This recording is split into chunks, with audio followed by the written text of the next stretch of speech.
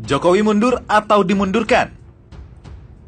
Pilihan sulit untuk Pak Presiden, tapi inilah realita yang harus diterima. Tanggapan Rocky Gerung atas putusan MA soal sengketa Pilpres 2019, tak ada efek. Kenapa gelisah? Jangan menganggap ini normal, bahaya sekali. Jokowi marah. Kita semua tahu bahwa kalau orang marah, berarti persoalannya bukan pada asumsi pikiran kita. Tekanan dalam jiwa kita yang begitu kuat membuat orang itu secara psikologis marah. Keluar dari ucapan mulutnya, dan kemudian para pakar mulai berasumsi, mulai dari pakar ekonomi, ahli kesehatan, ahli politik, pengamat politik, dan lain sebagainya. Beragam pendapat yang mereka sampaikan. Kebetulan saya menonton tayangan itu. Ada satu persoalan yang mereka lupa. Bahwa dasarnya imannya seseorang terdesak dan kemudian secara psikologis terganggu, maka dia akan marah. Saudara, NKRI ini amat sangat rawan, jangan mengentengkan. Ya. Kenyataannya kita sudah mulai pecah seperti ini, ditambah konflik agama yang amat sangat rawan, itu mungkin usia Republik ini bisa tidak jauh NKRI ini. Saya melihat masih banyak kita yang menganggap ini normal. Dan perasaan itu tolong sama, kita sama. Ada sense of crisis yang sama. Kowe iki neruske uripmu ora ngoco, ora ngilo nang bapakmu, mbahmu, iki piye karepmu? Kita itu jangankan belajar ke Ratu Sima. Wis ngene, sinau nang Fir'aun wae wis. Fir'aun ora tau gagal lho nek soal ekonomi. Apik lho, gemah ripah lo jinawi lho Fir'aun iki salahe ming siji lho. Gusti Allah ki awake dhewe ming kuwi tok. Nek liyane oke kabeh. Terus ora utang terus ora Fir'aun ora utang. Mbok wis nek ora sinau nang Gajah Mada, Hayam Wuruk, apa sinau nang Panembahan Senopati, sinau nang Mataram Islam, ya sinau nang Fir'aun wae lah. Wong karo Fir'aun wae kalah kowe iki piye? Iki kowe iki ngejak wong nyembah Brahala sak Indonesia, Brahalane ora gelem disembah, modar to kowe. Wis kadung melet-melet, wis kadung muda. Wis kadung ngemis-ngemis, nglontre-nglontre. Sing dilonteni ra gelem Jawa sengsara banget to. Sudah jelas kita ini maniak materialisme se-Indonesia. Yang kita bangun itu materialisme dengan metode kapitalisme liberal lagi. Ning sambat bendino bab duit, sambat bendino bab utang, sambat bendino bab kenaikan harga, sambat bendino. Padahal tujuannya materialisme. Ya nek kowe iki sufi ngono rasa mangan rapopo, rasa sambat gitu loh. Iki kowe iki wis materialistik, sambat tentang materi bendino.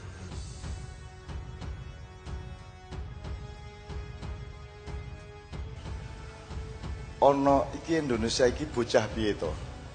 Ono bocah kok ora gelem sinau karo bapake karo mbahe iki lho. Iki bocah malin kundang wae ora pekok kaya ngono kuwi. Kowe iki neruske uripmu ora ngoco, ora ngilo nang bapakmu, mbahmu, iki piye karepmu?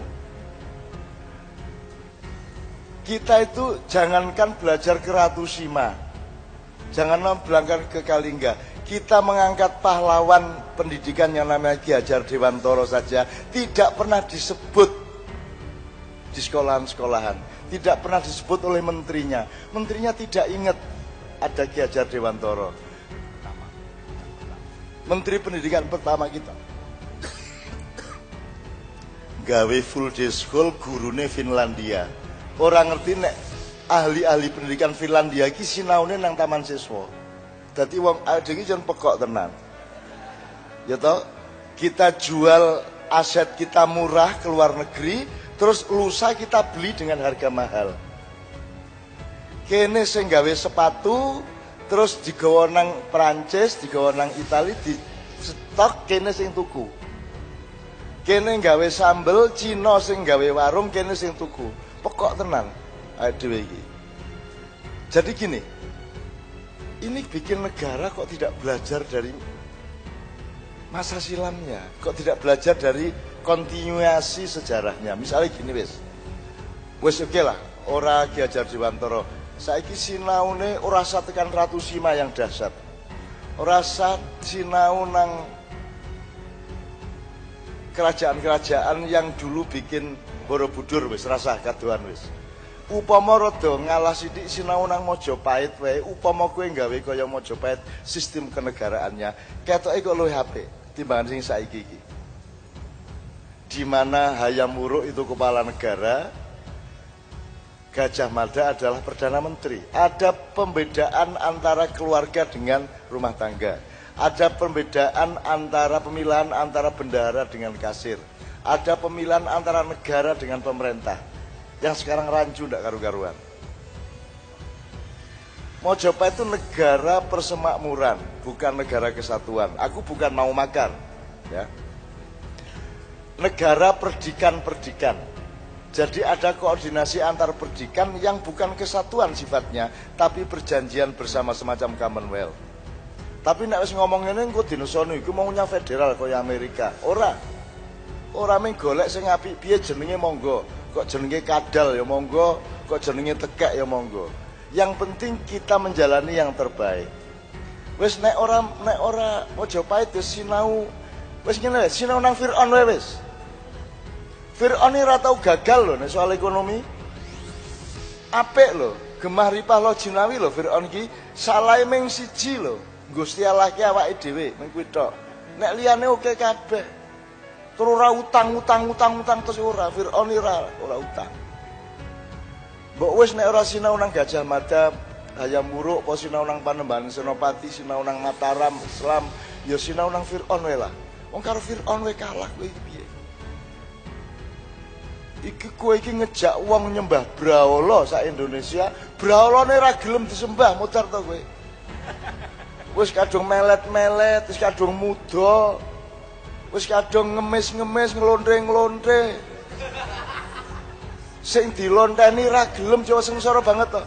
Sudah jelas kita ini maniak materialisme se-Indonesia. Yang kita bangun tuh materialisme dengan metode kapitalisme liberal lagi. Ning sambat bendino bab duit, sambat bendino bab utang, sambat bendino bab kenaikan harga, sambat bendino. Padahal tujuannya materialisme. Ya nek kowe iki sufi ngono rasa mangan rapopo, rasa sambat gitu loh. Iki kowe iki wis materialistik, sambat tentang materi bendino, ngono lho. Iki kaya imam zaman durung rabi kowe iki. Gitu loh. Tak jak nang Mesir kegeden cawe doe gitu, ame cilik gitu, as ora sida rabi. Jak nang London keduren. Wis ora iso-iso golek yang ning bendina sambat soal cawe wedok.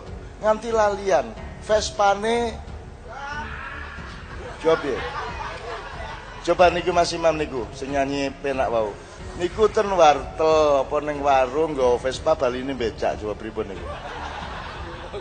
Piye kuwi coba Mas Imam niku. Lah kuwi aku kuwatir bojone kuwi. Engko lali kowe engko. Gitu loh. Engko boncengke ning prapatan bojomu mudhun kowe terus wae. Itu sapi turute gitu ya. Itu pertama. Yang kedua, ada Mas Bambang, ada nggak yang pernah meneliti? Kita kan mobilnya setir kanan. Inggris setir kanan, Malaysia setir kanan. Semua yang jajan Inggris setir kanan. Kene jajan Londo kok setir kanan? Kudune kene setir kiwa lho Mas. Lho mosok 350 tahun kalah sama 2 tahun. Kok kita memutuskan setir kanan, kok ora setir kiri? Kalau saya memanfaatkannya sebagai petunjuk dari Tuhan, mulane kowe iki orientasinya nang Inggris aja nang Londo. Kalau melihat ceritanya Mas Bambang tadi. Commonwealth lah, Commonwealth. Australia aja yang liberal sampai hari ini masih memilih untuk menjadi bagian dari persemakmuran Inggris. Gitu loh. Lah awake dhewe iki sok kesatuan, kegeden, negarane angel ngature sak piturute dan nek golek pemimpin sak karep-karepe iki ora dipikir. Mbok golek pemimpin iki sing duwe kaliber ngono lho. Sing duwe wibawa tenan sing diwedeni setan ngono lho. Setan ra wedi demit ndulit. Piye to kowe iki? Nesu tenan aku karo Indonesia iki. tak kaplok isu-isu ndase. Ora apa ya Mas ya, benaile Mas Bambang, bagus banget Mas Bambang, terima kasih. Nah, yang ketiga saya ingin katakan satu hal. Ini yang dihadir di depan kita ini anak muda Gusti. Ini umurnya dari 18 nganti pol 40. Ya. Dan mereka ketemu saya di mana saja. Ono sing rutin, ono sing tentatif, ono sing sok-sok, ono sing setia, ono sing kadang-kadang ora kober sak piturute, tapi mereka saya andalkan untuk masa depan.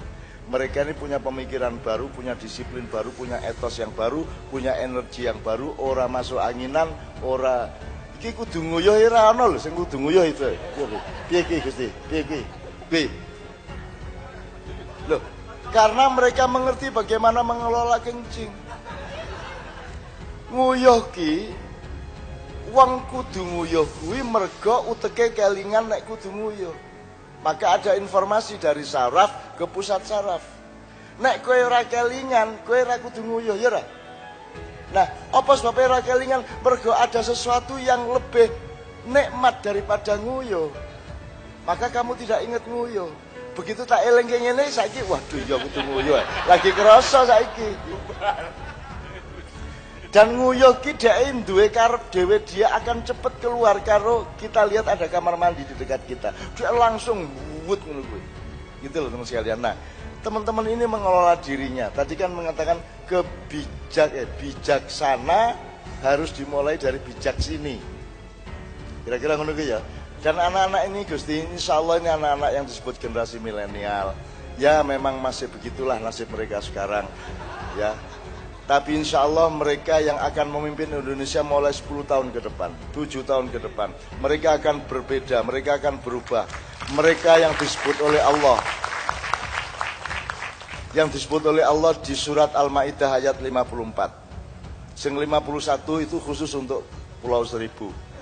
Nah, ini yang ayat 54. Mereka punya sifat dijelaskan oleh Allah di surat itu, di ayat itu. Sifat-sifat mereka. Ya.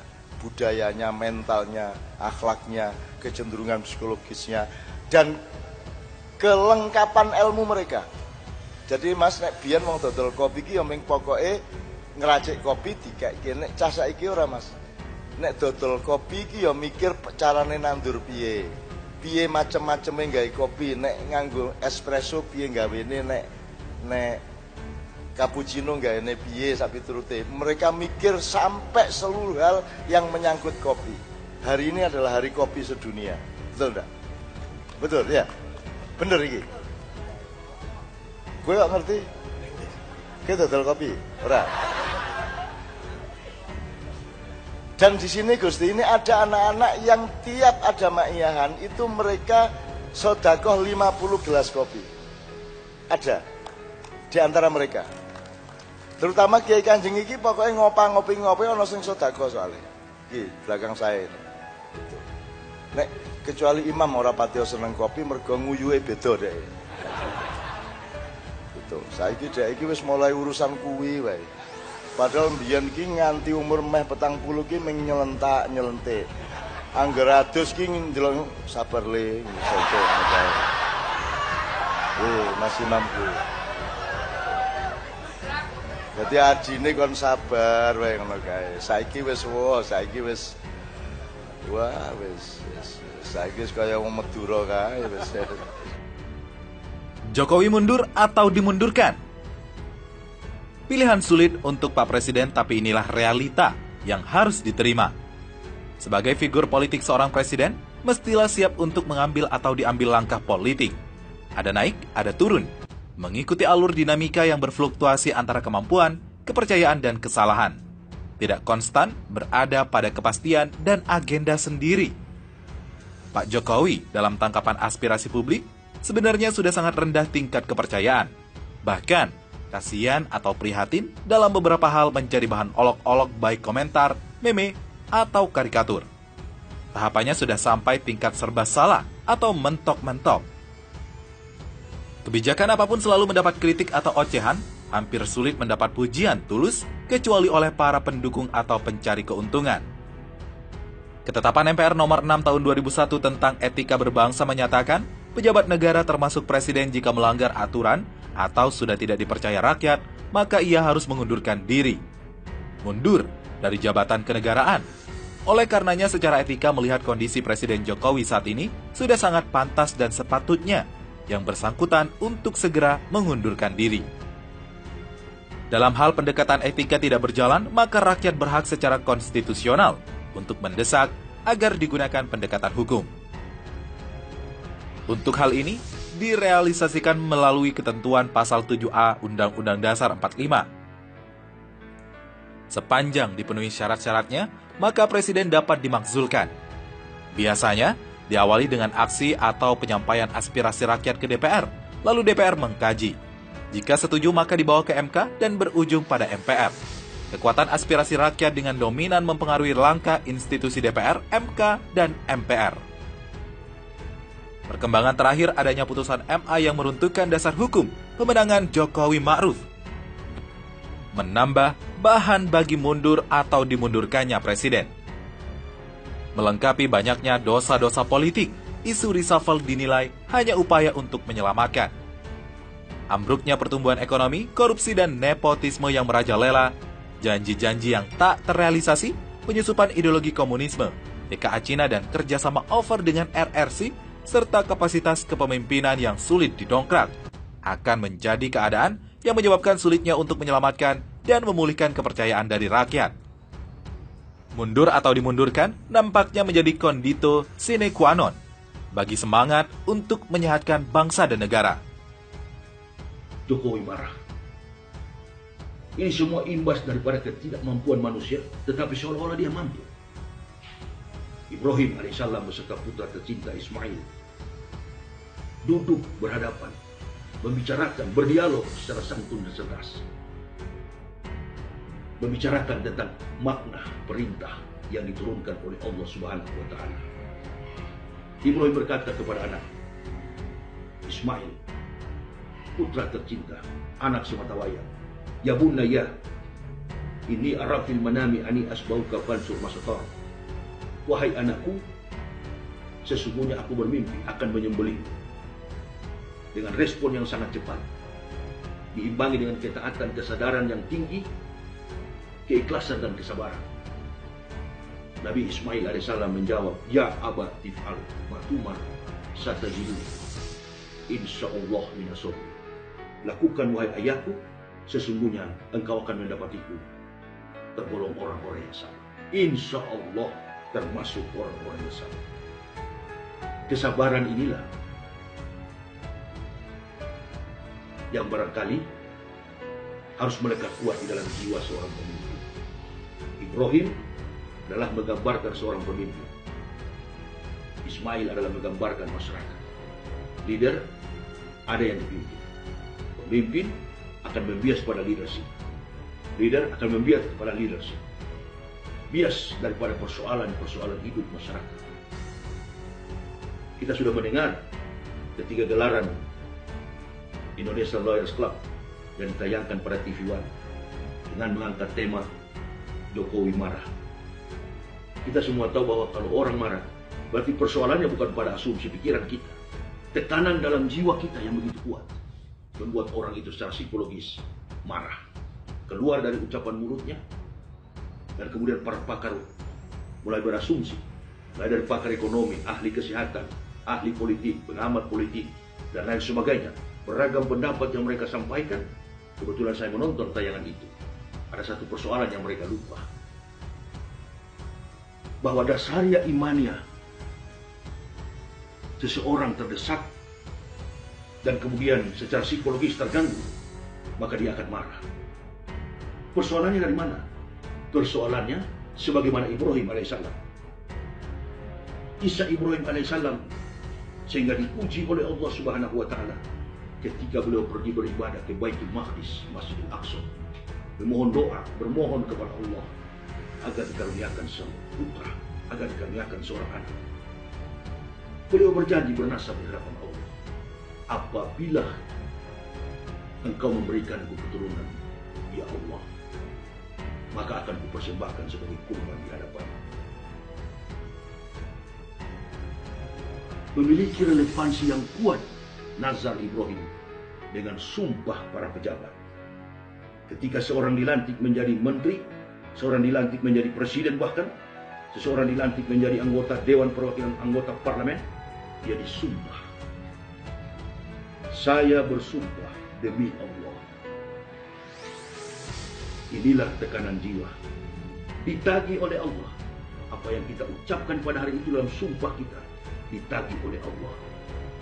Ingatkah kita dalam pepatah kuno mengatakan, bermain air basah, bermain api letup. Apa yang kita ucapkan di dunia akan dicatat oleh Allah sebaik-baiknya. Suatu ketika nanti akan ditagih. Persoalan inilah kami hanyalah ustadz, ya boleh katakan mubalik kampung, yang tidak memiliki wawasan luas sebagaimana para pakar, para ahli yang menafsirkan sebatas kemampuan pikiran daripada Jokowi. Mereka hanya membahas di atas permukaan air, mindset, cara berpikir. Mereka tidak melihat persoalan psikologis yang sedang mendesak, yang sedang menekan jiwa seorang pemimpin. Maksudnya, di pundak Presiden Jokowi ada tanggung jawab 260 juta lebih penduduk Indonesia. Sepintas saya mendengar pidato beliau mengatakan 260 juta penduduk. Apakah kita tinggal tunggu mati? Masya Allah. Tekanan ini, desakan dalam jiwa ini, memberikan kontribusi kepada Ibrahim, justru tidak mengalah, justru tidak menyerah, tetapi merenung sedemikian baik, bertafakur, melihat keagungan Allah Subhanahu wa Ta'ala, menunggu mimpi itu sampai berulang-ulang kali. Ketiga kalinya Nabi Ibrahim menyampaikan kepada anaknya, sudah 3 kali aku bermimpi, wahai anakku, bahwa aku akan menyembelih. Ternyata mimpi itu datangnya dari Allah. Ini yang kemudian dilakukan oleh Ibrahim dengan langkah yang cerdas, lompatan kemampuan pikiran yang begitu jernih, duduk, manggil anaknya, berdialog, sang putra tercinta, berhadapan. Kemudian dikatakan, wahai anakku, sudah 3 kali aku bermimpi bahwa aku akan menyembelih. Dengan respon yang sangat cepat, diimbangi dengan kesadaran jiwa yang tinggi, ketaatan, keikhlasan dan kesabaran, Nabi Ismail menjawab, ya Aba Tif'al, matumar satajidun, insyaallah bin sawi. Wahai ayah, lakukanlah, sesungguhnya engkau akan mendapatiku, insyaallah, termasuk orang-orang yang sabar. Kesabaran seorang pemimpin, ketaatan masyarakat dibutuhkan, menjadi relevansi yang kuat, menjadi satu pegangan hubungan erat secara psikologis dengan peristiwa yang dilakukan oleh para nabi. Kita semua tahu Presiden Jokowi itu adalah orang beriman. Presiden Jokowi itu adalah seorang muslim. Beliau dalam berpidato terlihat sekali kekesalan beliau, kekecewaan beliau terhadap para pembantu-pembantunya, para menteri-menterinya. Duduk berdialog dengan santun dan cerdas, sebagaimana Ismail berhadapan dengan ayahnya. Dan dengan tidak ada rasa khawatir, tidak ada rasa marah, dengan cepat Ismail menerima perintah itu. Dilakukanlah proses penyembelihan. Dibawa ke tepi Mina dengan menggenggam pisau yang sangat tajam. Ibrahim menggorok leher Ismail dengan sekuat tenaga. Apa yang terjadi? Jangankan luka terkelupas sedikit pun pada leher Ismail, tidak ada bekasnya. Allahu Akbar. Ismail menjadi bertanya, wahai ayahku, engkau tidak mampu menyembelih aku karena kecintaanmu berlebih terhadap aku. Ibrahim menjadi marah, membanting pisau itu di atas batu, dan batu berbicara. Apa yang engkau kehendaki, wahai Ibrahim, belum tentu apa yang dikehendaki oleh Allah. Yang menjadi keinginanmu belum tentu menjadi kehendak Allah. Masa Ibrahim sadar, digantikanlah Ismail dengan seekor domba yang besar, yang pernah dikorbankan oleh Habil ketika saudaranya membunuhnya. Ini yang menjadi perhatian penting bagi kita sebagai orang yang beriman. Jangankan kita yang beriman, orang yang tidak beriman, kafirun, menghadapi banyak ujian di dalam hidup. Apalagi kita yang mengaku Muslim, kita yang bersumpah jabatan di hadapan Allah. Saya bersumpah demi Allah untuk mensejahterakan, untuk memakmurkan, untuk mengajak masyarakat Indonesia ini ada dalam kebahagiaan hidup. Dari segala komponen masyarakat Indonesia, terutama mayoritas bangsa ini adalah Muslim. Dibutuhkan keadilan sosial bagi seluruh rakyat Indonesia. Ini harus melekat dalam jiwa seorang pemimpin. Di satu sisi secara psikologis kita melihat beban berat yang dipikul oleh Presiden.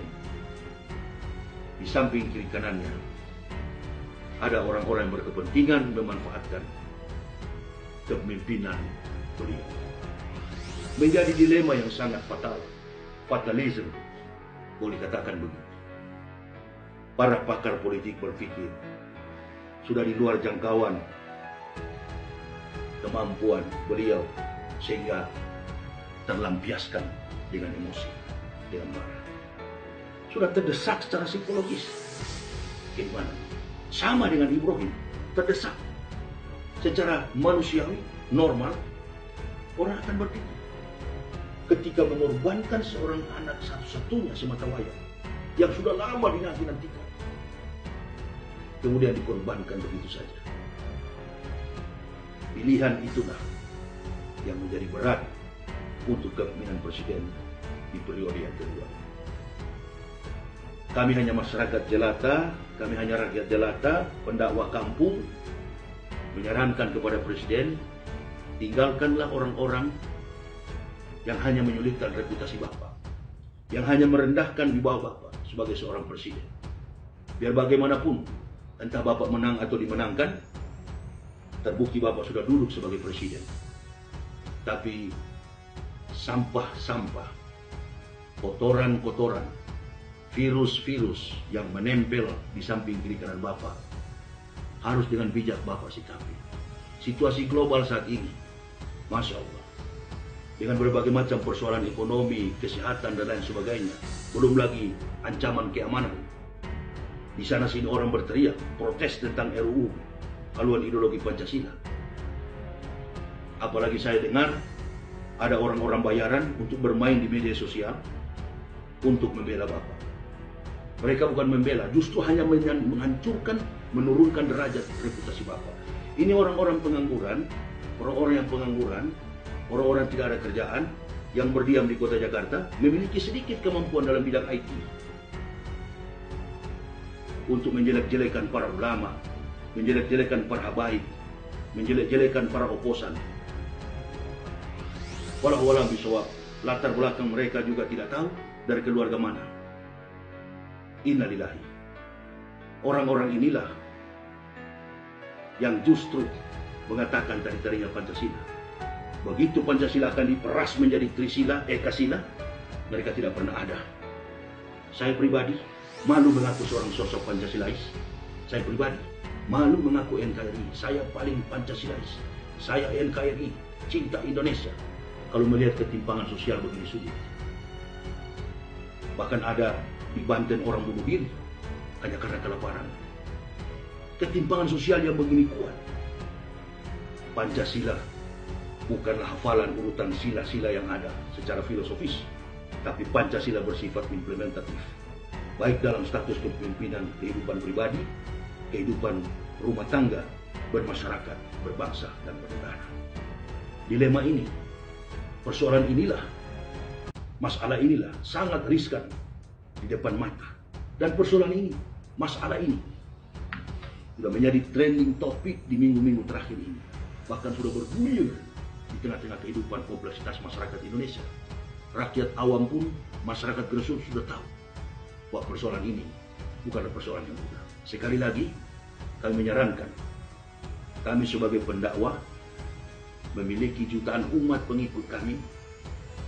Kami tidak ragu-ragu mengatakan, Bapak singkirkan mereka. Para pengangguran ini, preman-preman yang memiliki kemampuan sedikit tentang IT, yang menjelek-jelekan orang, yang menjelek-jelekan sama Muslim. Mereka mengaku Muslim, padahal mereka bukanlah Muslim. Orang Muslim selalu menjaga derajat dan bawah seorang Muslim. Dalam etika hidup ukhuwah Islamiyah, seorang Muslim pasti menjaga reputasi, kebaikan dari seorang Muslim. Kalau mereka Muslim, mereka sayang kepada Bapak. Kami yang tidak pernah berteriak Pancasila, justru ketika Pancasila akan diperas, kami turun rame-rame ke Bapak. Kami berdemo. Untuk apa? Sayang atas pimpinan Bapak, bukan memusuhi. Presiden Joko Widodo dalam tekanan yang begitu berat, terlihat sekali beliau dalam kesendirian. Kalau sudah begini, ingat baik-baik, sifat orang munafik itu, ketika melihat kaum mukmin menang, mereka sedih. Ketika melihat kaum mukmin dalam penderitaan, dalam kemalangan, dalam situasi terdesak, mereka berbahagia. Mereka tidak mau bersahabat dengan sesama Muslim. Mereka lebih cenderung bersahabat dengan orang-orang kafir. Nah, ini sifat. Hitler mengatakan, orang munafik itu seperti lalat di atas feses, lalat di atas tai. Dia berputar-putar di atas tai. Yang dia makan, yang dia konsumsi adalah tai. Asal kau bayar saya jelekkan orang lain di sana. Asal kau bayar saya jatuhkan reputasi orang lain di sana melalui media sosial. Nah, inilah pemakan tai ini. Bapak harus singkirkan di samping Bapak. Kalau itu ada, Bapak singkirkan. Masya Allah. Kami umat Islam ini kuat sekali, Pak. Kami kuat sekali berpegang pada perintah ulama. Sekali ulama perintahkan kami, jangankan harta kekayaan kami, nyawa kami akan dipertaruhkan. Allahu Akbar akan kami pertaruhkan. Dan orang-orang munafik ini, apabila terjadi pergulakan fisik, ini akan menjadi sasaran paling pertama. Hati-hati. Kita sebagai bangsa, kami sebagai pendakwah, kami tetap mencintai negara ini karena kami lahir dan dibesarkan dengan dasar falsafah Pancasila. Kami sadar dan kami tidak menghafal itu. Kami tidak hanya menjadikan sebagai bahan hafalan, kami jadikan itu sebagai implementasi dalam kehidupan pribadi, bahkan dalam kompleksitas bernegara, dan kami jadikan itu dalam buah-buah pergulatan jihad dakwah fisabilillah. Kami menghormati semua agama, tetapi kami tetap berpegang teguh. Kami tidak pernah mengakui ketuhanan musyrik. Kami berpegang teguh kepada kalimatullah, la ilaha illallah, kalimatul rasuli Muhammad Rasulullah. Mudah-mudahan dengan kita mengakui dua kalimat syahadat ini, perpaduan jiwa, kedaulatan jiwa yang kuat akan menuntun kita untuk berjihad membela agama ini. Antum sebagai Muslim, percuma antum mati kalau antum tidak berbuat bagi agama ini. Seperti binatang, hanya makan, minum, bersenggama, beranak pinak, dan tidak melakukan apa-apa bagi agama dan negara. Masya Allah, berbuat bagi negara, terutama bagi Islam. Indonesia diberkahi karena mayoritas penduduknya adalah Muslim. Keberkahan bangsa ini karena sila yang pertama, aneka suku, aneka budaya, aneka bahasa, aneka agama. Beragam kita hidup dalam situasi pluralisme, agama-agama yang ada. Tetapi untuk mengakui ketuhanan Muslim, Islam menolak. Sama juga dengan orang kafir, tidak mengakui keimanan tauhid. Yang tidak boleh kita memihak kepada satu kepada agama, karena itu bersifat hukum vertikal, bukan horizontal. Permasalahannya adalah orang-orang munafik yang ada dalam lingkaran. Mereka jumlahnya cuma sedikit, bisa dihitung dengan jari. Tapi karena mereka diberi aset, keunggulan mereka karena mereka diberi kesempatan, mereka diberi aset. Dan sampai kapanpun mereka berbuat kesalahan, sulit untuk dipegang oleh hukum.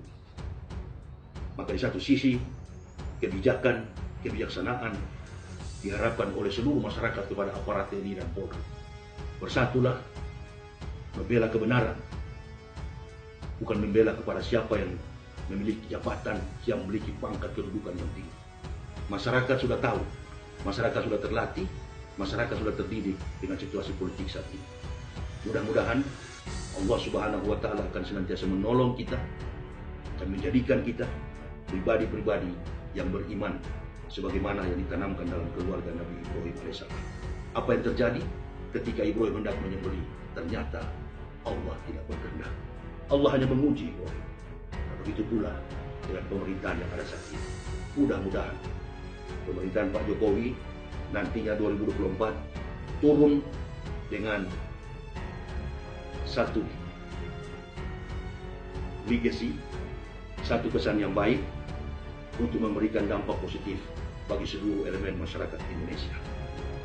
Tanggapan Rocky Gerung atas putusan MA soal sengketa Pilpres 2019 tak ada efek. Kenapa gelisah? Pengamat politik Rocky Gerung memberikan tanggapannya soal keluarnya putusan Mahkamah Agung terkait sengketa Pilpres 2019 lalu. Sebelumnya, putusan dari MA adalah mengabulkan gugatan dari Rahmawati Soekarno Putri selaku Wakil Ketua Badan Pemenangan Nasional pasangan calon Presiden Prabowo Subianto dan Sandiaga Uno, yaitu terkait pasal 3 ayat 7 Peraturan Komisi Pemilihan Umum nomor 5 tahun 2019. Dilansir tribunwow.com, Rocky Gerung justru memberikan sorotan terhadap sikap dari Partai Gerindra. Dirinya menilai ada kegelisahan yang ditunjukkan oleh Gerindra. Hal ini disampaikan dalam tayangan YouTube pribadinya Rocky Gerung Official. Padahal, menurutnya, tidak ada yang perlu merasa gelisah atas keluarnya putusan dari MA tersebut, apalagi untuk pasangan terpilih Joko Widodo Ma'ruf Amin. Dikatakannya bahwa putusan dari MA itu tidak akan berarti apa-apa untuk hasil Pilpres 2019, selain hanya untuk acuan aturan pada pemilu selanjutnya. Rocky Gerung lantas menilai bahwa apa yang dilakukan oleh Gerindra justru menunjukkan dirinya tidak stabil secara psikopolitik. Seharusnya nggak ada yang gelisah, karena hukum sudah bilang ya udah, itu udah selesai, ujar Rocky Gerung.